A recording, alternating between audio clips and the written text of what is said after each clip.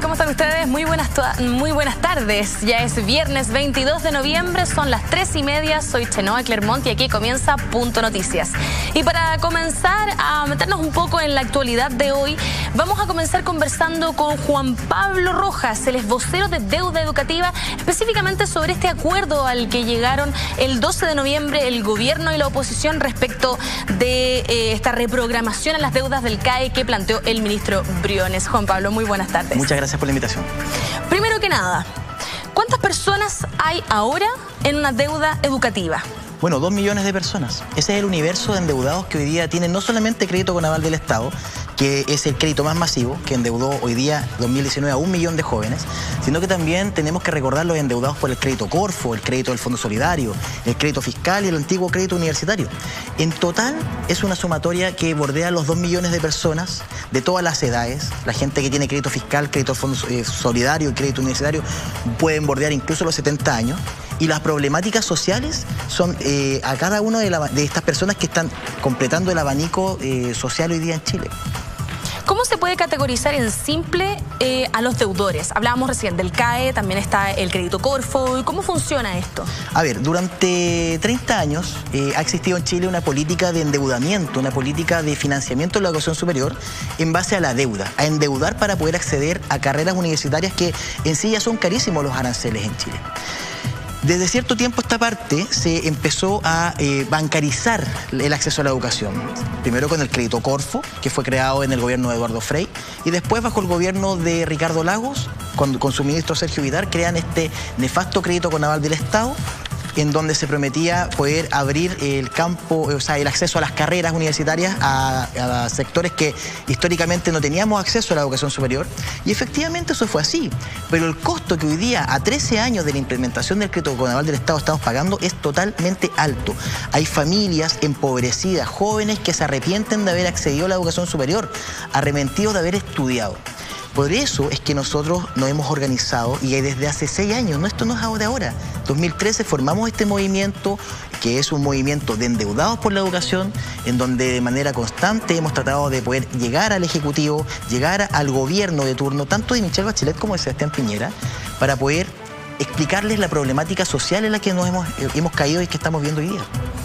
Es decir, obviamente tenemos familias que están endeudadas y que hay, bueno, un poco lo que se nos dice cuando estamos en el colegio, ¿no? Que hay que dar una buena PSU, hay que entrar a una buena universidad, hay que estudiar una carrera, hay que salir de esta carrera y después de eso uno va a tener un sueldo suficiente como para poder pagar esta carrera, ¿no? Y a veces esto pareciera no ser así. Y de hecho hay personas que están tan endeudadas que no pueden pagar, digamos, este crédito. Este crédito con aval del Estado, se supone que un aval es una persona que va a decir que usted efectivamente va a pagar, que en el fondo es como la persona de confianza que dice yo acredito que esta persona va a pagar su crédito. Pero se supone que este aval es el Estado. ¿Qué pasa si uno no paga? A ver, aquí hay un juego de palabras que don Ricardo Lagos Escobar usó muy bien.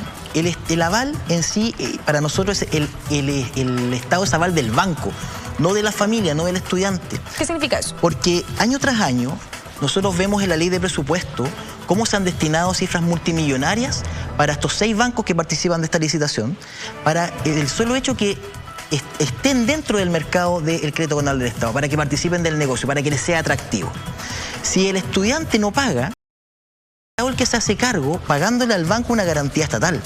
Por lo tanto, el aval es del banco, no del estudiante. El estudiante posteriormente tendrá que pagarle a la Tesorería General de la República lo que el Estado le pagó al banco. Claramente ya inflado en unidades de fomento, no conozco ningún beneficio social que se pacte en UF, en ninguna parte del mundo, con una cifra ya 3 veces lo real que le prestó el banco al estudiante. Por tanto, aquí se ha ido empobreciendo la familia y también se ha ido empobreciendo el fisco. Justamente hablábamos de que esto se toma en UF, ¿no es cierto? O en UTM. Eso obviamente influye dependiendo de a cuánto está y influye en un montón de niveles económicos respecto de finalmente el crédito y el valor del crédito que pide el estudiante. ¿Debería seguir prestándose en UF o en UTM? A ver, claro, el Corfo y el CAE se pactan en UF, pero el crédito del Fondo Solidario, el crédito universitario y el crédito fiscal está en UTM. Lo que nosotros estamos pidiendo al gobierno es que si efectivamente tiene una voluntad política al fin de poder hablar de condonación, de hablar de reparación a 2 millones de víctimas de un modelo de financiamiento de la educación superior que está quebrado hace muchos años, lo primero que tiene que hacer es congelar el valor de estos créditos, porque la UEF sube todos los días y la UTM también. Que se congelen estos créditos, que el valor cuota no siga subiendo y que nos sentemos a conversar. Porque hoy día lo que está ofreciendo Sebastián Piñera, y con lo que tú estás abriendo la entrevista, no es más que una reprogramación disfrazada de condonación.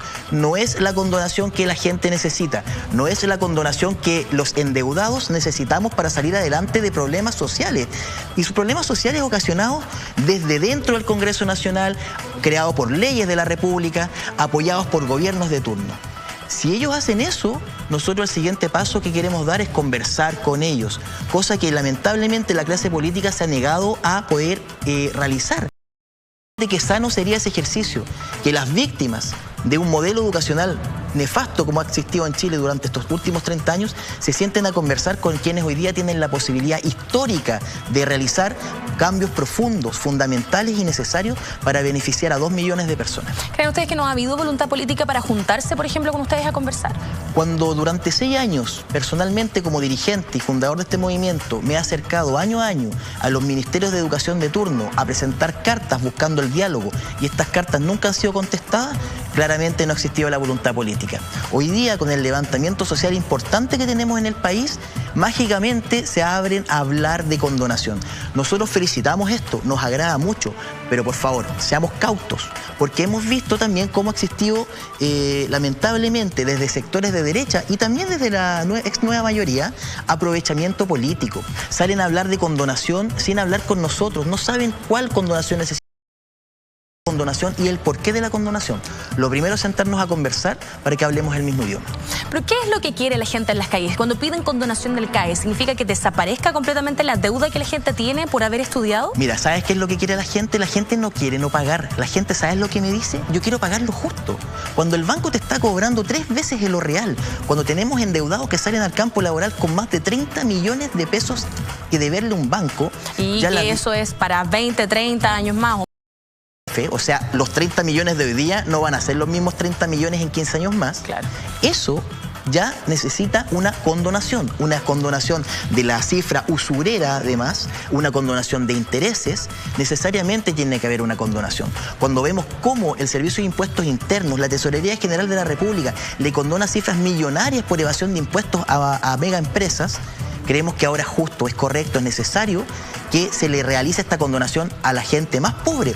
Aquí hubo un crimen social, y así lo hemos dicho, un crimen social de endeudar a niños, a jóvenes de familias más pobres con los bancos, y ellos sabían que esto iba a suceder. Ellos sabían que en algún momento esta carrera por el crédito conal del Estado se iba a quebrar, se iba a derrumbar. Y eso es lo que estamos viviendo hoy día. Vamos a hacer el paralelo, por ejemplo, con lo que ocurrió esta semana, que Lawrence Goldborn salió, digamos, salió de esta condena de 4 años de cárcel o más que tenía por los casos de evasión, y que pagó 11 millones de pesos de todos los que había evadido para poder salir de esta condena. Esos 11 millones de pesos es menos de lo que se endeuda un estudiante hoy para estudiar una carrera. Entonces, pareciera ser que la gente en las calles está un poco cansada de esta injusticia, de que uno está endeudado por haber estudiado una carrera de 30 millones de pesos a 30 años o más, y además hay que endeudarse también para poder comprar una casa, para poder comprar un auto, para que los niños vayan al colegio, en fin. Y pareciera ser que no hay forma de escapar de este tema. De hecho, ustedes hablan de ciertas ilegalidades o cláusulas abusivas dentro de los contratos bancarios. Sí, bueno, ¿se me puede explicar un poco más sobre eso? Efectivamente, dentro de estos 6 años de trabajo que hemos realizado como movimiento, nos dimos a la tarea hace un par de años atrás de analizar todos los contratos bancarios que tenían estos bancos, y que son los contratos que firman los estudiantes al momento de pactar el crédito conal del Estado, y nos encontramos con la sorpresa. Y que francamente no se entienden nada, uno los puede leer y todo, pero tienen unas palabras inmensas que cuando uno es estudiante los lee y no entiende qué es lo que está firmando, pero tiene que firmarlo igual. No, por supuesto, un niño de 18 años no tiene idea de lo que dice ahí, tiene que firmar rápido porque atrás vienen más jóvenes a firmar el crédito, o firma o se queda sin estudiar. Pero fíjate que dentro de estos contratos, que nosotros señalamos que son contratos de adhesión, existen cláusulas que son abusivas de acuerdo a lo que dice la Ley de Protección de los Derechos del Consumidor y la Ley del CERNAC financiero.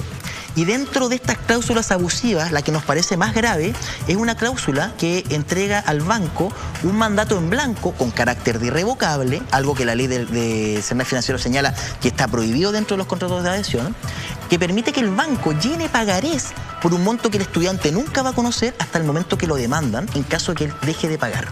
¿Ya? Eso es ilegal. Y el Servicio de Impuestos el Servicio Nacional del Consumidor se negó rotundamente a ser ellos quienes demanden a los bancos. Tuvimos que ser nosotros las víctimas de este modelo nefasto, macabro de endeudamiento, quienes tuvimos que organizar 6 demandas colectivas y emplazar a los bancos. Eso es ilegal. Donde quieran que se analice esto por cualquier punto es ilegal. El año pasado se creó una comisión especial investigadora en la Cámara de Diputados. Esa comisión especial investigadora, que estuvo a cargo de la diputada Camila Rojas Valderrama, llegó a la determinación de que efectivamente existían cláusulas abusivas y abusos dentro de este crédito. Sin embargo, el gobierno hizo oídos sordos. Hoy día continuamos entregando este crédito con aval de Estado como si se tratase de un beneficio social, siendo oídos sordos a la gente que tiene Fondo Solidario, Crédito Corfo. No se les entrega soluciones reparatorias dentro de estas ideas que están proponiendo no solamente el presidente Piñera, sino que también diputados como Mario Desbordes, como Camila Flores. La Democracia Cristiana también tiene una propuesta. O sea, mientras se siga ocupando esta misma dinámica, no vamos a poder avanzar mucho. ¿Y qué pasa con las personas que tienen sus pagos al día o que ya pagaron completamente su crédito? Bueno, la gente que ya pagó, al parecer, no estaría considerada dentro de estas soluciones que está entregando Sebastián Piñera. Y la gente que está al día, tampoco vemos que exista un apoyo. Porque también hay un esfuerzo tremendo. La gente que no pudo pagar no dejó de pagar porque no quiso, sino que porque no pudo encontrar trabajo dentro de los 18 meses de plazo que te dan. Recuerda que el crédito con el Estado te lo empiezan a cobrar después de que tú egresas, no desde que te titulas o tienes un trabajo. Claro. O bien tuvieron algún problema social, enfermedad, cesantía de la familia, que los obligó a salir a trabajar en vez de seguir estudiando. Este es un problema que es grave, es un problema que debe ser analizado de profundidad. Y te reitero, felicitamos que el gobierno se abra a hablar ahora de condonación, pero el llamado es nuevamente, y quiero ocupar las cámaras de la red para hacerle un llamado al presidente Piñera a que se sienta a conversar con nosotros. Fíjate que estamos formando el movimiento a nivel nacional. Ya llevamos 3 semanas con mesas técnicas de trabajo organizadas en cabildos, en Santiago, en Iquique, en Puerto Montt, se está sumando Punta Arenas, se está creando ahora en la región del Maule, en otro regional. Vamos a formar un movimiento. Vamos a levantar y organizar a 2 millones de endeudados que aspiramos a poder representar. Y el llamado es que o nos solucionan esto ahora, que es el mejor momento para hacerlo, o vamos a tener que pasar a otra ofensiva. Imagínate que somos el 25% del padrón electoral que votó en la última elección. O sea, nosotros sí podemos patearles el tablero de ajedrez. O sea, hay que ver qué es lo que pueden hacer al respecto y a ver si es que se abre el gobierno a conversar con ustedes. De hecho, ¿qué sería para ustedes una propuesta de condonación justa? Hay que ver qué es lo justo. De partida lo que queremos hacer es que se saque a la banca del sistema de financiamiento de educación superior. Lo primero. Que se le ponga nueva urgencia a este proyecto de ley que presentó el año pasado el gobierno, que venía a reemplazar el CAE y que hoy día está durmiendo en el Congreso porque el gobierno no tenía clara idea de cómo lo iba a financiar. Pero que este nuevo crédito sea un crédito de transición hacia un modelo de gratuidad total. Una política pública de gratuidad total. No lo que hoy día tenemos, que efectivamente beneficia a muchas familias, pero es un sistema bajo. Y que no se vuelva a endeudar a nadie más por un derecho social. Nosotros no estamos pidiendo migajas, que es lo que nos está entregando hoy día el gobierno. Nosotros estamos pidiendo que se le solucione la vida a toda una generación de jóvenes que se les cortaron las alas. A toda una generación de jóvenes que se les bancarizó sin que ellos lo quisieran. A toda una generación de jóvenes que se nos ofreció estos créditos como beneficios sociales y se nos escondió lo que realmente eran, y que son créditos bancarizados en UEFs, en UTM, que te endeudan por 20 años de tu vida. Claro, y como decíamos anteriormente, no es solamente esa la deuda que uno adquiere durante su vida, sino que también para poder pagar el colegio de los niños, para poder tener un auto, para poder tener una vivienda, lo que sea. Entonces es una obligación que además se le da a los jóvenes que son tan chicos, ¿no? 18 años para tener que pedir un crédito tan grande y saber que te estás endeudando a 30 años, bueno, es bastante duro. Justamente por eso es que nosotros estamos pidiendo que existan políticas de condonación y también de reparación. Hoy día una persona que tiene crédito con aval del Estado es tan alta su deuda que acceder a la casa propia es casi imposible. Cuando tú caes en morosidad también caes en el DICOM. Presentamos a fines del año pasado un proyecto de ley que entró por el Senado con el patrocinio del senador Juan Ignacio Latorre, presidente de la Comisión de Educación del Senado, que se llama Chao DICOM, que busca eliminar de los registros comerciales, no solamente el DICOM, sino que también del boletín comercial y otros que puedan existir, a toda la gente que se tuvo que endeudar y cayó en morosidad producto de educación. Este proyecto estuvo durmiendo. Cuando vino la explosión social, mágicamente los senadores se pusieron a trabajar, lo aprobaron, pasó ahora a la Cámara Baja. El día martes fue invitado a la Comisión de Educación, en donde se votó y se aprobó este proyecto. Ahora el día martes volvemos a Valparaíso, se va a discutir el particular de los dos artículos que tiene esta ley y luego pasaría a sala. Y yo quiero señalar esto porque es muy posible que antes de fin de año, si todo sale de maravilla como estamos viendo que está pasando en el Congreso, donde ahora existe la voluntad política para sacar leyes que estuvieron durmiendo durante mucho tiempo, vamos a poder liberar de DICOM a cientos de miles de jóvenes que no pudieron pagar su crédito, y eso va a hacer una inyección de oxígeno también al sistema financiero. La gente va a poder arrendar, van a poder tener acceso a crédito hipotecario, van a poder salir de las casas de los padres, porque hoy día muchos son allegados de la casa de las familias porque no tienen dónde vivir. Y eso es lo que estamos buscando, pero esto no soluciona el problema de fondo. Es cierto, tenemos que avanzar con eliminar la retención de la devolución de impuestos a quienes trabajamos a honorario, personas que no tenemos un contrato de trabajo y tenemos que boletear, se nos retiene por tener deuda educativa. Y también avanzar en lo que tenga que ver con condonación.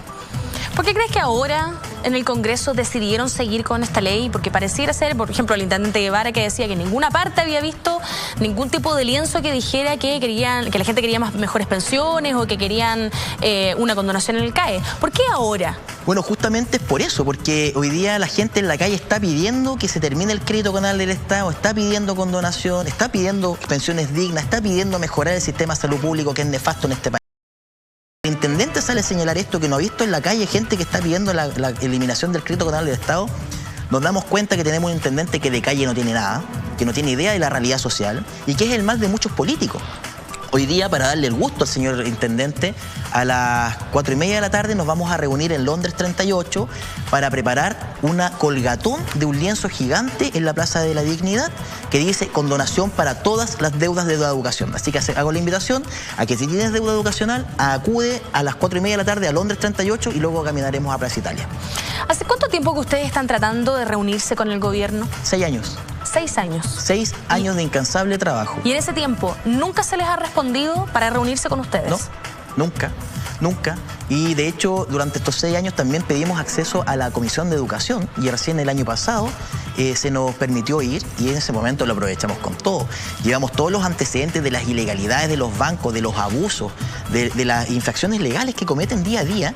Y no les quedó más que crear esta comisión investigadora. Esta comisión sesionó hasta el año pasado, hasta octubre, en donde sacó un informe final. Y te adelanto que este año vamos a pedir una nueva creación de una nueva comisión investigadora, porque los bancos no han reparado esas ilegalidades, porque los bancos siguen cometiendo abusos, porque los bancos y también universidades privadas siguen cometiendo irregularidades en base a lo que tiene que ver el endeudamiento universitario. ¿Qué tipo de sistema podría instaurarse en Chile que no sea este, obviamente, y dependiendo de la experiencia internacional, digamos?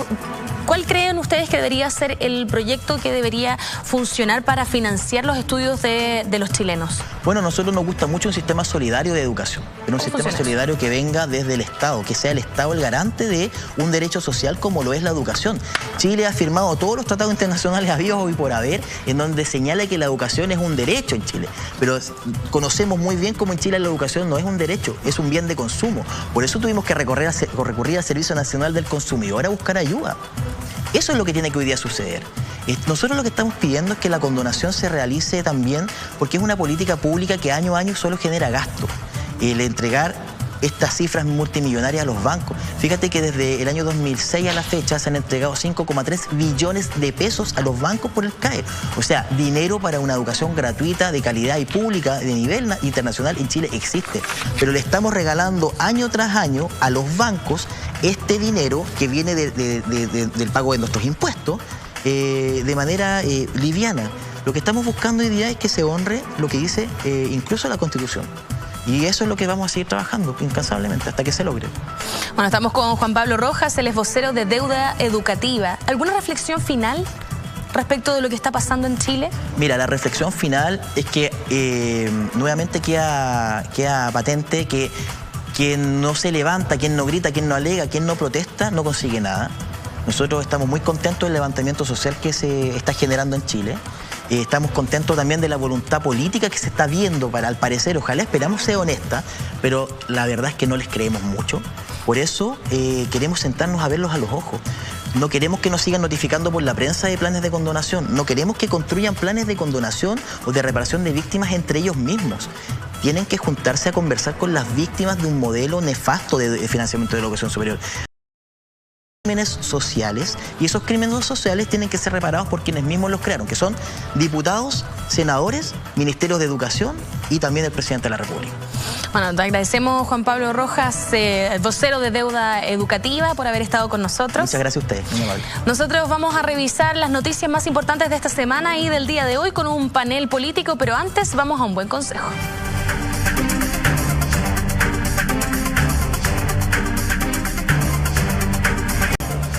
Bien, son las 3:51 de la tarde y aquí ya tenemos en nuestro estudio a nuestro panel político. Tenemos por un lado a Jorge Brito, diputado de Revolución Democrática, y a Marcelo Díaz, diputado del Partido Socialista. ¿Cómo están? Muy buenas tardes, gracias por estar con nosotros. Buenas tardes. Buenas tardes, gracias por la invitación.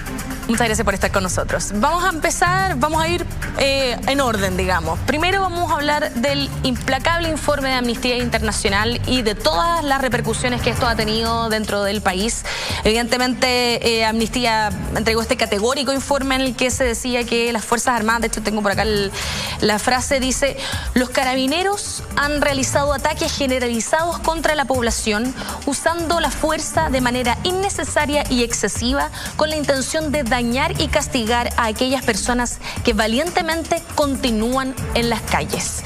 ¿Qué les parece esta frase? Marcelo, empezamos contigo. Es fuerte y yo creo que expresa en cierta forma lo que los ciudadanos y ciudadanas están viviendo. Y es que junto con manifestarse también han tenido que hacer frente a excesos policiales y derechamente a violación a los derechos humanos. Es cierto, Amnistía Internacional no es un organismo estatal ni público, es una organización no gubernamental de carácter internacional, pero que emite informes que han sido respetados y validados en todo el mundo. Y por tanto no se puede desatender lo que ahí se señala. Yo entiendo que hoy, y si no mañana, saldrá el informe del Alto Comisionado de Derechos Humanos para las Naciones Unidas, que encabeza la expresidenta de Chile, Michelle Bachelet, que probablemente tendrá un tono distinto porque es un organismo intergubernamental, pero yo creo que ambos van a confirmar un hecho que es ya, a mi juicio, indesmentible, y es que durante este estallido social ha habido violaciones a los derechos humanos por parte de agentes estatales, tanto militares como policiales.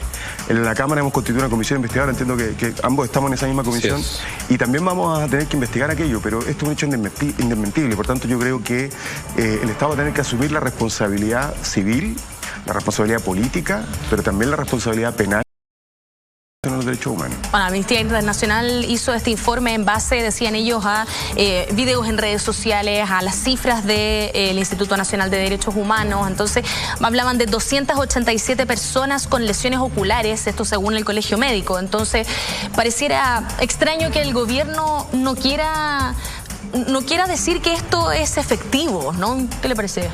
Bueno, yo he entrado en la convicción, después de haber revisado todos los antecedentes, de que el Estado y el gobierno, al final de cuentas el presidente de la República es el responsable, porque al final de cuentas siempre, y lo he dicho incansablemente, el hilo en Chile se corta por lo más delgado, y yo estoy seguro que los responsables de las 280 mutilaciones oculares no son solamente esos uniformados que dispararon, sino también quien dio la orden.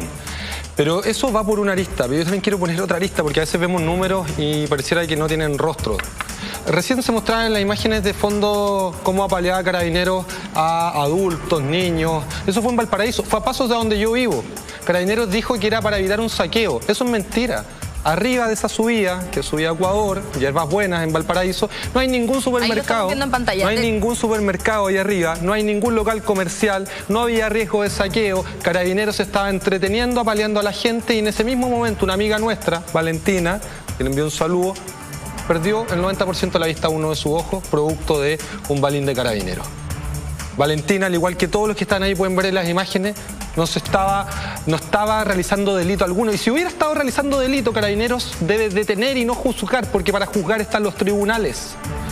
También, amigo en San Antonio, Juan Pablo Poblete, tenía 12 perdigones en su cuerpo, 6 le quedaron dentro también. Johan Aravena en Valparaíso, otro amigo también. Entonces, en esto lo vemos con frustración, porque por un lado vemos la hipocresía de la autoridad que abusa de la confianza que la sociedad le entregó, pero por el otro lado vemos vías que van a estar dañadas sonrisas que se llevaron, vidas que se llevaron, miradas que se llevaron.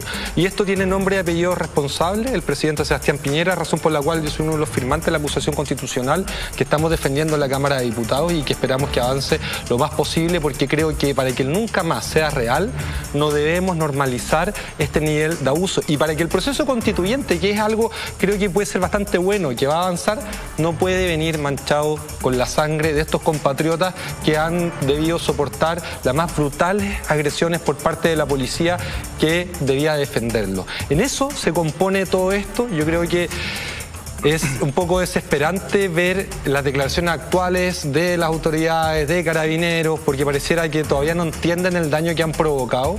Hace rato el presidente dejó de provocarle un daño a su sector político y se lo está provocando a toda la sociedad, y en consecuencia creo que debemos ser bastante cautelosos, pero debemos en ningún caso normalizar o llegar incluso, como alguien insinuó por ahí, a negociar el respeto irrestricto a los derechos humanos, porque independiente del gobierno de turno, de derecha, de centro, de izquierda, no podemos permitir, como ahora ya van más de 280 mutilaciones, aun cuando al presidente se le había advertido cuando había menos de 30, mantuvieron la política represiva, y hoy día si son más de 280 es porque ellos decidieron que así fuera.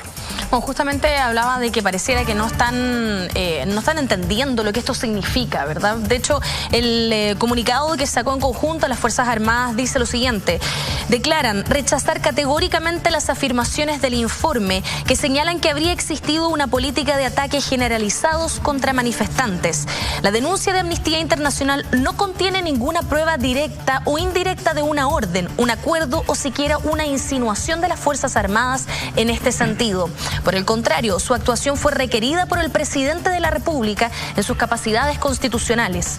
Tampoco es cierto que durante el periodo que rigió el estado de excepción las Fuerzas Armadas hubiesen actuado con la intención de lesionar a quienes se manifestaban, que es algo que decía muy evidentemente Amnistía Internacional. Son hechos públicos y notorios que durante el estado de excepción se autorizó la realización de distintas manifestaciones. De igual forma, es indiscutido el funcionamiento autónomo del Ministerio Público y de los tribunales de justicia y del Instituto Nacional de Derechos Humanos. La efectividad de los hechos denunciados deben ser aclarados en los tribunales de justicia con pleno respeto al debido proceso, que es algo que usted señalaba que no pareciera que no se está haciendo, porque Carabineros está ahora tomando por su propia cuenta, digamos, este ajusticiamiento, ¿verdad? Debemos afirmar que en ningún caso los mandos de las Fuerzas Armadas ordenaron o toleraron la comisión de delitos.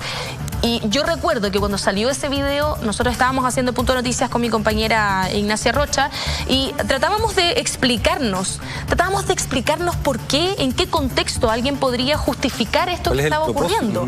Entonces, decían que a lo mejor era durante el toque de queda, pero claramente por la hora que era imposible que fuera por el tema de las 2:30 de la tarde. Y aún así, punto que queda, aquí hay protocolos que rigen la actuación de las fuerzas policiales y militares en distintos escenarios respecto del uso de la fuerza.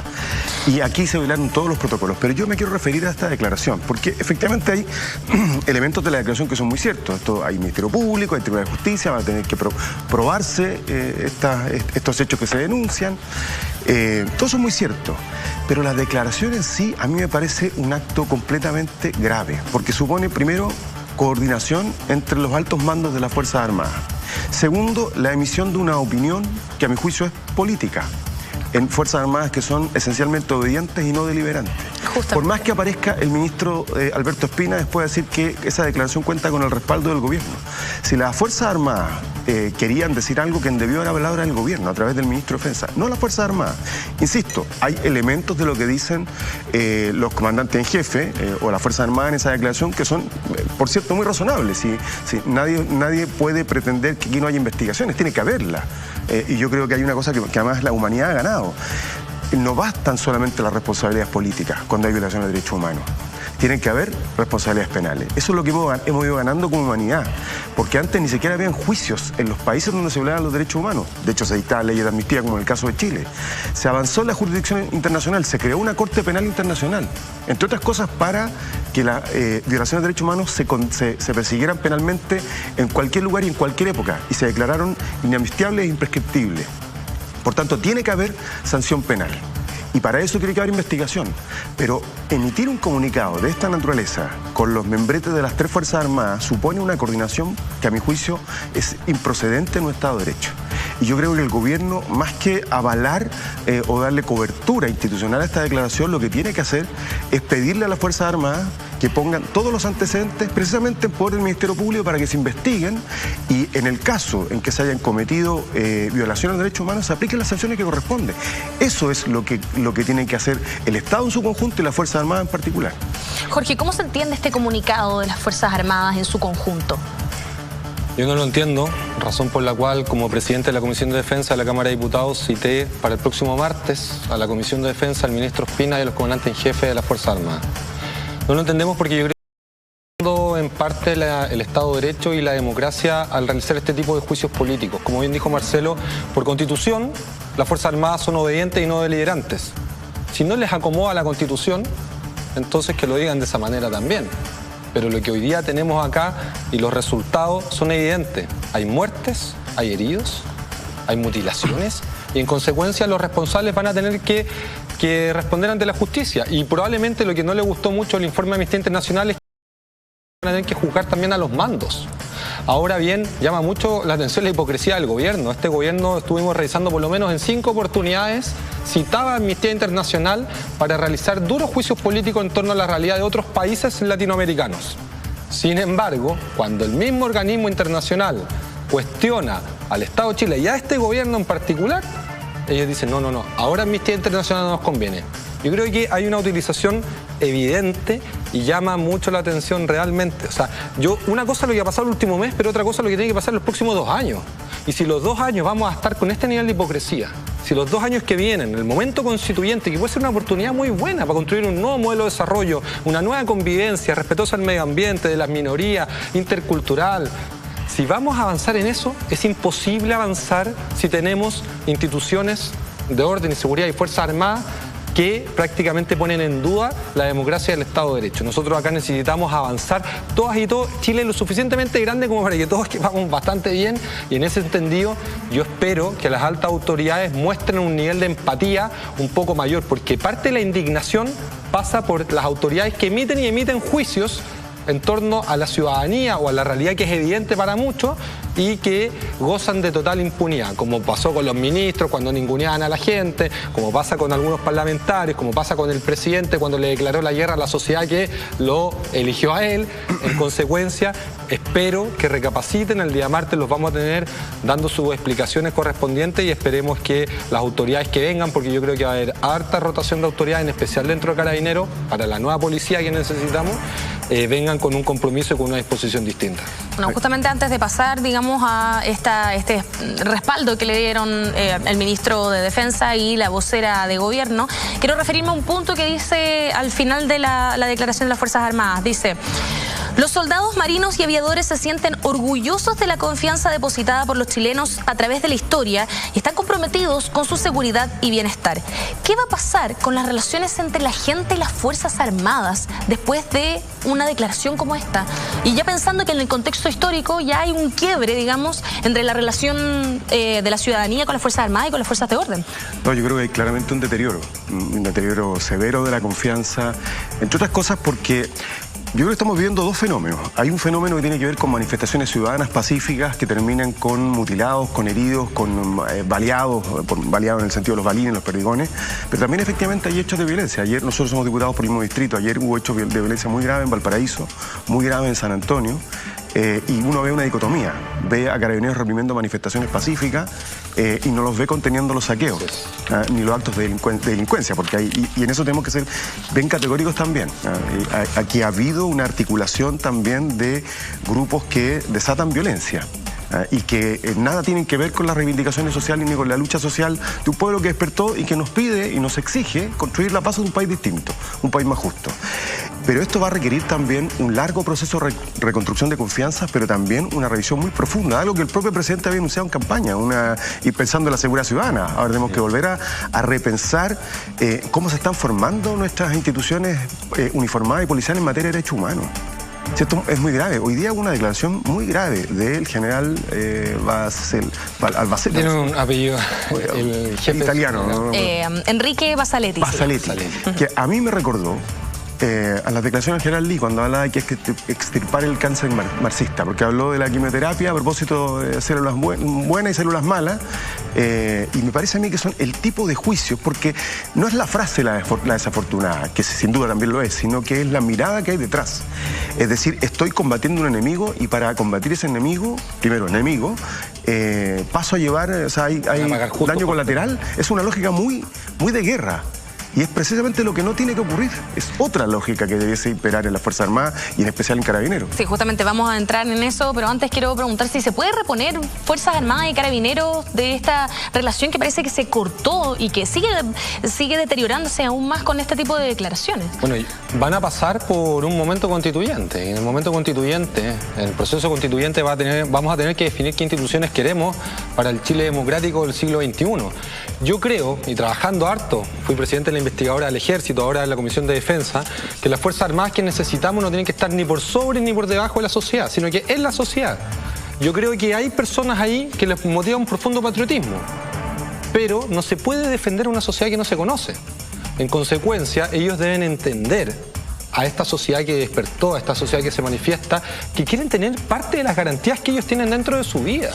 Y en eso pasa por la salud, pasa por las pensiones, pasa por la estabilidad laboral, que lo quisiéramos para todos y para todas.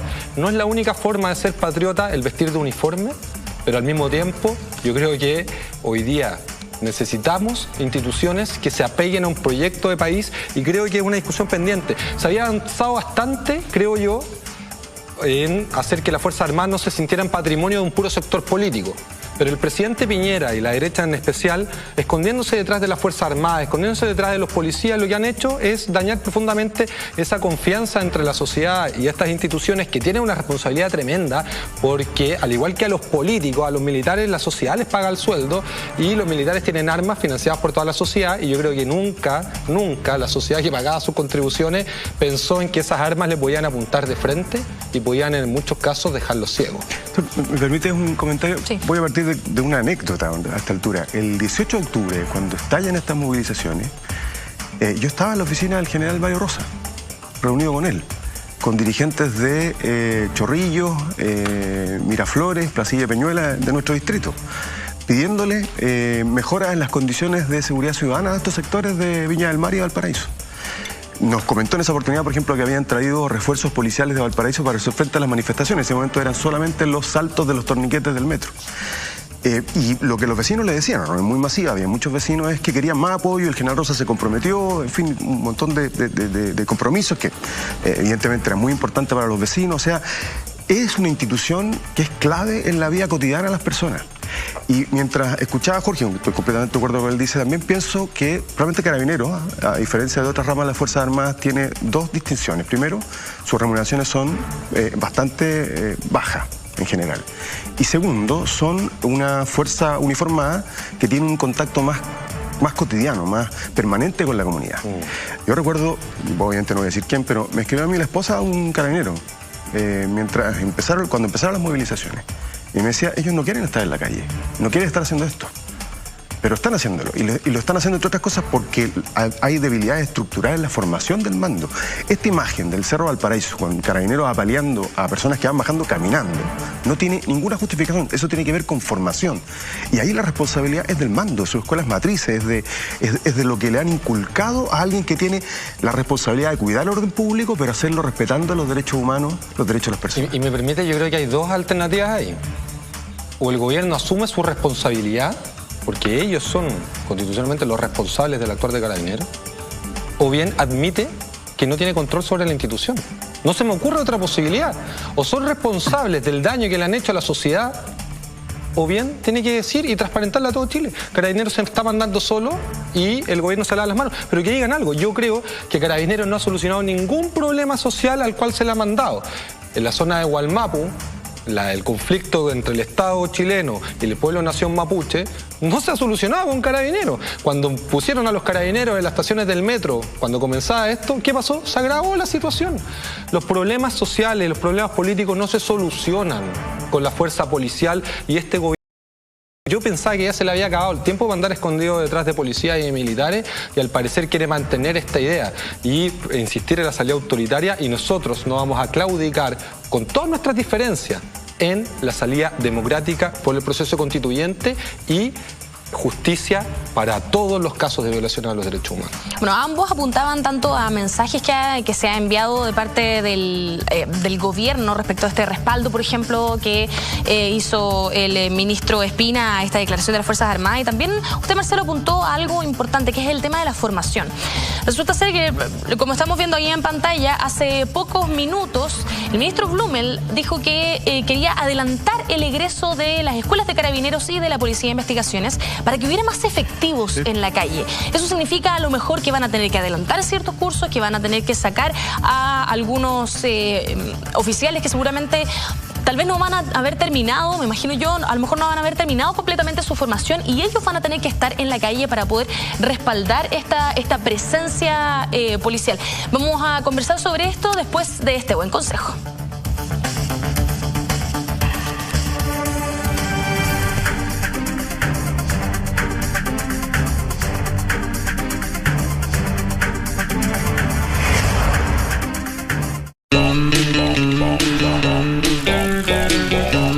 Redes sociales no tengan freno.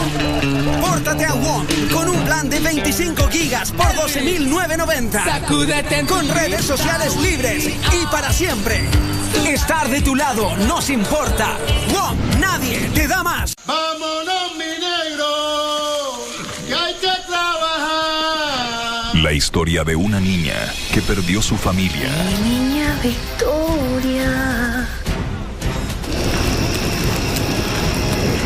Me despierto a medianoche escuchando los gritos de horror de las personas que murieron quemados.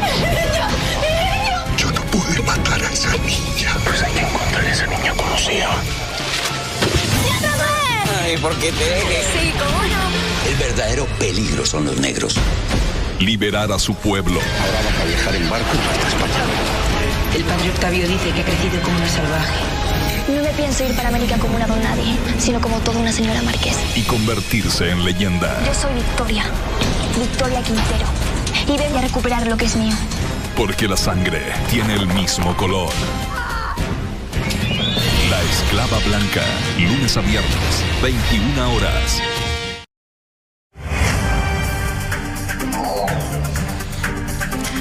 Bien, antes de la pausa estábamos conversando acerca de esta decisión que tomó el gobierno de querer lanzar efectivos que todavía no han terminado su formación, o en el fondo que los van a hacer egresar antes, ahí estamos viendo el titular, de la Escuela de Carabineros y de Policía de Investigaciones, para que haya más efectivos en las calles. Marcelo, ¿qué le parece a usted esta medida? Bueno, es una medida de alto riesgo, porque quiere decir que es personal que no ha terminado su formación, y ya sabemos que hay problemas más estructurales en la formación del personal de Carabineros, particularmente en lo que tiene que ver con el cumplimiento de una función tan sensible como la mantención del orden público y el respeto a los derechos humanos. Pero a mi juicio expresa otro lema más de fondo, y es que el gobierno sigue pensando que la solución es policial y no social.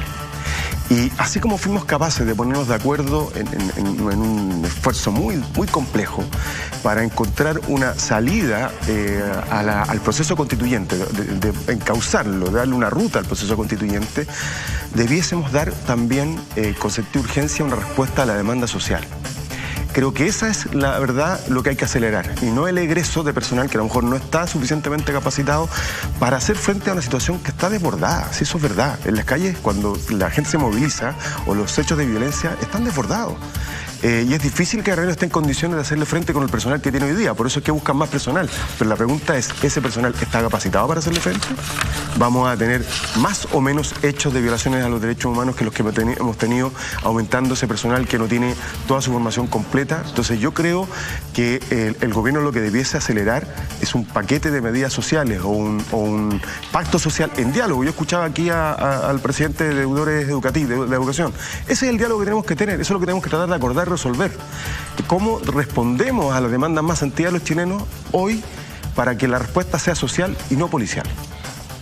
Jorge. Y yo preferiría que el gobierno adelantara el egreso de sus políticos que están en el caso, yo lo veo en la Cámara de Diputados. Yo nací el año 90 y tengo colegas que son diputados desde el año 90, de la coalición del gobierno. Entonces, yo preferiría que adelantara el egreso de esos políticos apernados en vez de el de Carabineros y el de Policía de Investigaciones, que tienen que tener más formación y no menos. Ahora bien, hay otra cosa también, que yo insisto en algo, que el gobierno utiliza a los uniformados. ¿Por qué? Porque el día de mañana, si ocurre un hecho en donde un carabinero enfrenta mal una situación de conflicto y mata a alguien, como pasó con un soldado del ejército en Curicó, que el Ministerio Público pide 15 años de cárcel, el que va a enfrentar la cárcel va a ser el uniformado, no va a ser ni su mando ni el responsable del gobierno que dio la orden, porque utilizan a los uniformados para no hacer su trabajo, que es dar respuesta a las demandas sociales que Chile está manteniendo. Y en consecuencia creo yo que esto, no sé, yo veo la noticia en pantalla y me imagino que eso es una noticia que el gobierno hubiera pensado hace 3 semanas atrás. Cuando era evidente el nivel de violencia que propiciaba el presidente. Y 3 semanas después yo veo y digo, chuta, no han recapacitado mucho, parece. Yo creo que se están haciendo esfuerzos importantes, aún insuficientes, pero el gobierno debe cambiar la disposición con la cual está enfrentando el estallido social. Hay que recordar que esta medida se suma también a lo que habían dicho de reincorporar a ciertos funcionarios que estaban ya jubilados. Entonces, pareciera ser que están tratando, como dice usted, de que haya más presencia en las calles, a pesar de que eso claramente está un poco incendiando todo lo que pasa afuera. Claro, pero es que la gente nos dice, mira, yo creo que las demandas ciudadanas se organizan en torno a temas sociales y a un tema institucional, que era el proceso constituyente. Y yo creo que el proceso constituyente, con sus críticas, tiene un cierto carril, se enrumbó en una cierta dirección. Y hay hechos que así lo reflejan. Por ejemplo, el alto número de cambios de domicilio en la página del CERVEL, lo que expresa un alto interés por participar del plebiscito. Y tenemos que despachar rápido la reforma constitucional. Pero la gente está esperando respuesta a las pensiones. A propósito del supuesto acuerdo que se fraguó en el Senado el otro día, bueno, el lunes llega el presupuesto a la Cámara de Diputados y vamos a tener que discutirlo de nuevo, porque no puede ser que le subamos las pensiones solidarias solo a los jubilados de 80 años hacia arriba y al resto se lo dejemos como están. Yo sé que eso significa un esfuerzo fiscal enorme, pero es la hora de hacer un esfuerzo fiscal enorme, porque lo que ocurrió es que lo que hizo crisis, lo que estalló es un modelo que empobreció a una inmensa mayoría de los chilenos y enriqueció a una minoría muy, muy pequeña de los chilenos. Entonces, ese país injusto, desestimado, se acabó. Entonces, hoy es el momento donde hay que hacer ese esfuerzo fiscal, ese esfuerzo, lo hemos dicho nosotros estos días, a propósito, por ejemplo, estos 178.000 millones de pesos que tienen la AFP de herencias vacantes. Bueno, destinémosla a mejorar las jubilaciones de la AFP. Esa es la respuesta que la gente espera. Yo creo que ese es el acuerdo que necesitamos hoy día suscribir para que la gente sienta que movilizarse todo este tiempo ha valido la pena. Quiero llevarlos a otro tema, porque es algo que habíamos mencionado hace un rato, de hecho usted, Marcelo, habló del tema. El general Enrique Bassaletti, que comparó el estallido social con un cáncer y el actuar de Carabineros como una quimioterapia. Vamos a escuchar el audio para saber exactamente qué fue lo que dijo. Luego, mire, yo, perdóneme, le voy a hacer una analogía, que no sé si es tan feliz, pero lo voy a hacer igual. Cuando una persona, nuestra sociedad, entre paréntesis, podríamos decir que en este tiempo, en estos últimos 30 y un poco días, está enferma de una enfermedad grave, ¿no? Supongamos que sea un cáncer, ojalá que no lo sea, y que tenga solución, lo va a tener. Pero cuando el tratamiento al cáncer se hace con quimioterapia, en algunos casos, y otro con radioterapia, y cuando se busca solucionar ese problema, en el ejercicio del uso de esas herramientas médicas, se matan células buenas y células malas, porque es el riesgo que se somete cuando se usan herramientas como las armas de fuego, es complejo.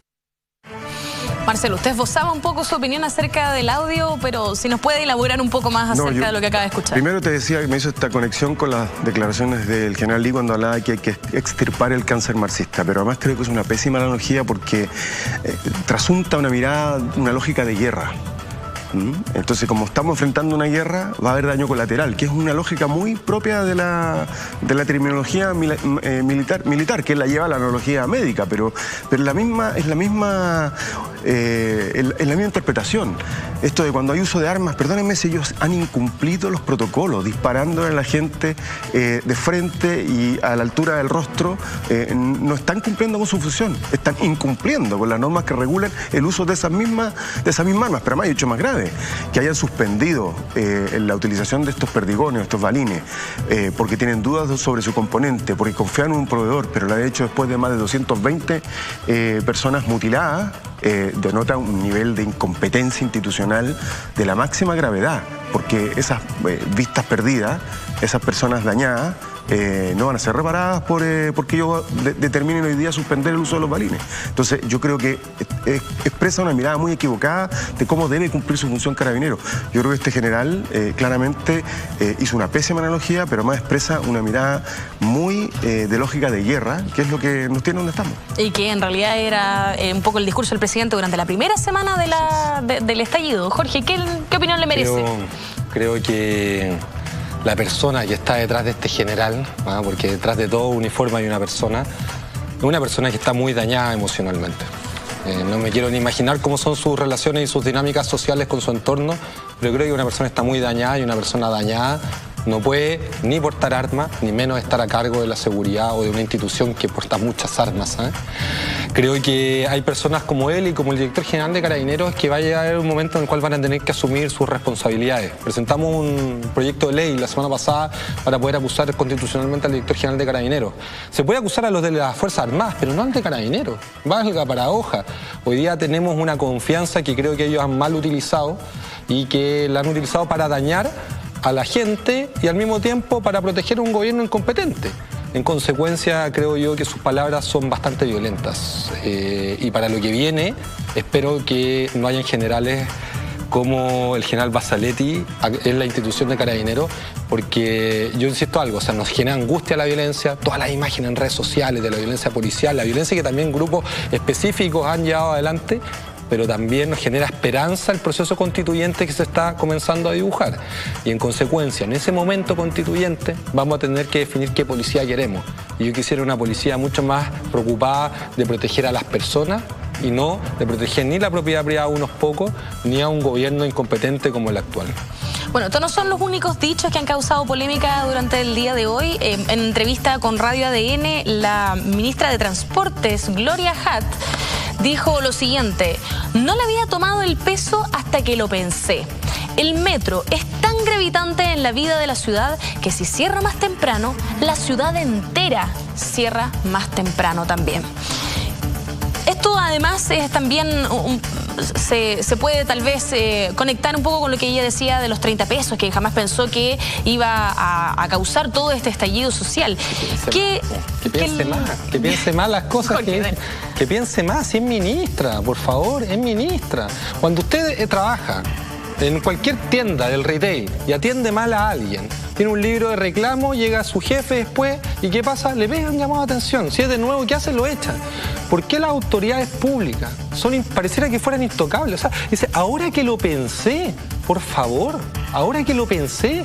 O sea, ¿en qué momento los ministros de Estado, a cargo de un tema tan sensible como el transporte público, dejaron de pensar lo que decían o lo que hacían?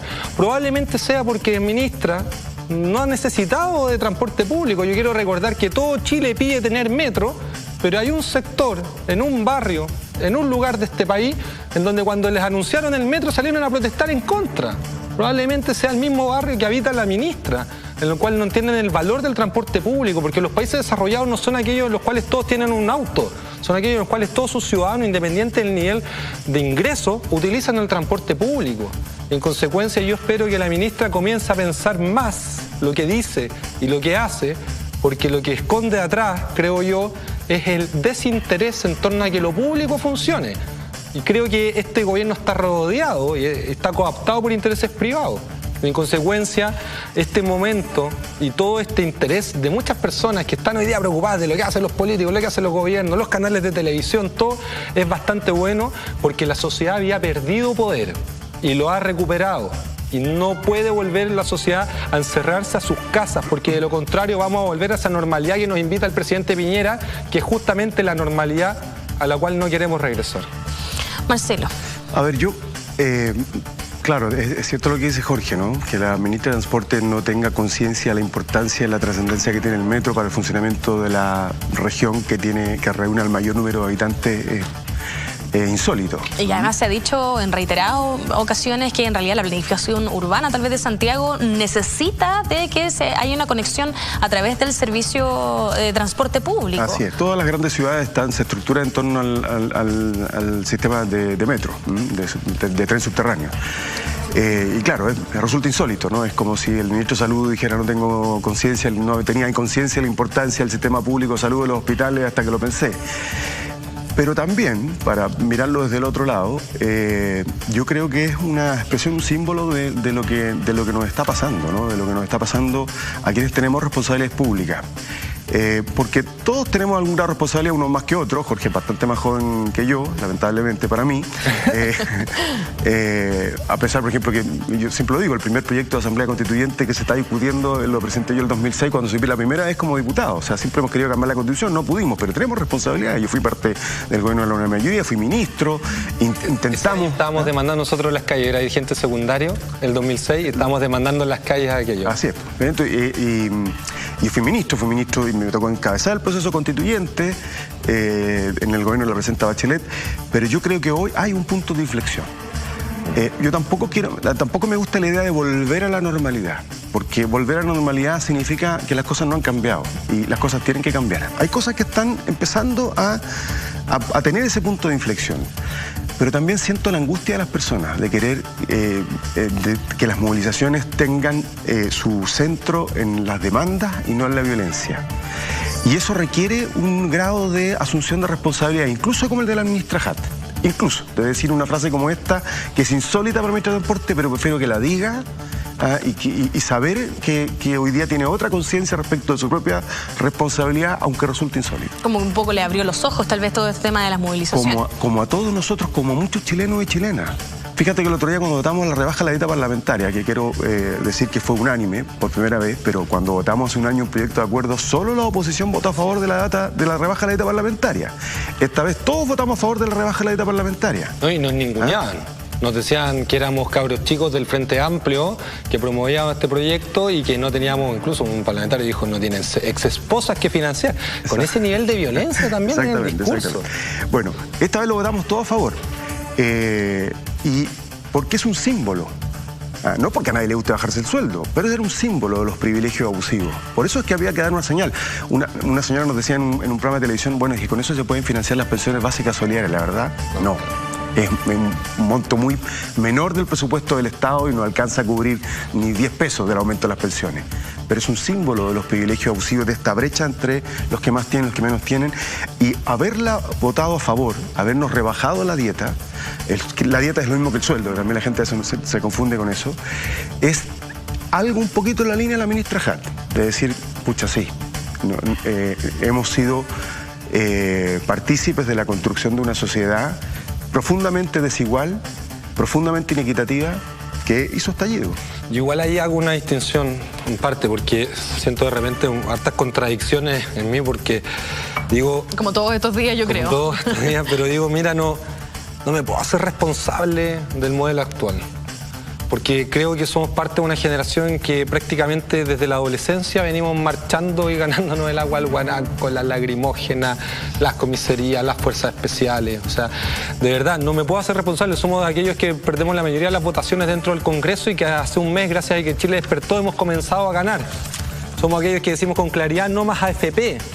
Somos aquellos que hace rato pedimos la condonación del CAE, uno de los compromisos. Y por eso, Juan Pablo, que recién hacía alusión al senador Latorre, de Revolución Democrática, de nuestra misma región, plantea el proyecto para poder sacar a los deudores de DICOM. Nosotros el Chavo DICOM, y consideramos que eso es urgente. Pero no somos responsables hoy día, por ejemplo, de lo que aprobó la democracia cristiana con la derecha hace un par de meses en el Congreso para rebajarle los impuestos a los súper ricos, y ahora con el despertar de Chile echaron para atrás. Porque nos decían no hay plata para pensiones, pero sí para rebajarle 830 millones de dólares a los súper ricos, que eso significa aumentarle las pensiones ya en 100.000 pesos a los 500.000 pensionados de más bajos ingresos. Ya, entonces, había plata. Uno entiende que el país se tiene que apretar el cinturón cuando hay crisis. Pero yo no puedo entender que el cinturón se lo tienen que apretar los más humildes, los de más esfuerzo, y para otras cosas tenemos bastante plata para derrochar. Bueno, desgraciadamente se nos hizo súper corto el programa. Agradecemos a Jorge Brito, diputado de Revolución Democrática, y a Marcelo Díaz, diputado del Partido Socialista, por haber estado con nosotros. Ojalá los tengamos otro día también aquí en este panel político en Punto Noticias. Nosotros les deseamos un buen fin de semana y nos volvemos a ver el próximo lunes. Muy buenas tardes.